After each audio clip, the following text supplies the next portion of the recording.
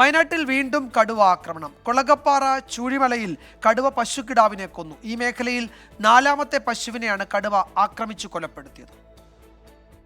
കടുവ പിടികൂടിയത് ചൂരിമല താണാട്ടുകുടിയിൽ രാജന്റെ പശുക്കിടാവിനെ. ഇന്ന് പുലർച്ചെയായിരുന്നു സംഭവം.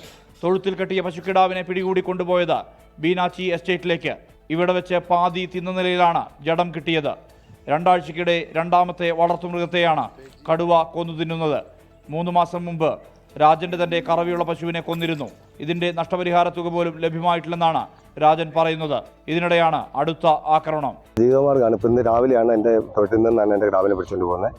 3 മാസമായി പിടിച്ചോട്ട് പോയിട്ട് പശുവിൻ്റെ യാതൊരു തീരുമാനമോ അതിൻ്റെ യാതൊരു ആനുകൂല്യങ്ങളോ ഞങ്ങൾക്ക് കിട്ടിയിട്ടില്ല. പിന്നെ ഞങ്ങളുടെ മക്കളാണ് അവിടെ കളിച്ചു വരുന്ന സ്ഥലമാണ്.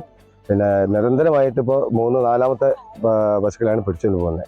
ഇത് പിടിച്ചുകൊണ്ട് പോയി കഴിഞ്ഞിട്ട് ഇങ്ങനെ നിന്ന് ഞങ്ങൾക്ക് ഇവിടെ ജീവിക്കണ്ടേ? ഞങ്ങളുടെ ജീവിതമാർഗ്ഗം ആകെ പോയിക്കൊണ്ടിരിക്കുകയാണ്. 2 ആഴ്ച മുമ്പ് പോത്തിനെ കൊന്നതിനെ തുടർന്ന് ഇവിടെ കൂട് സ്ഥാപിച്ചിരുന്നു. എന്നാൽ കടുവ കൂട്ടിൽ കയറാത്ത സ്ഥിതിയുണ്ട്. ഒരു കൂട് കൂടി സ്ഥാപിക്കാനാണ് വനം വകുപ്പിന്റെ നീക്കം.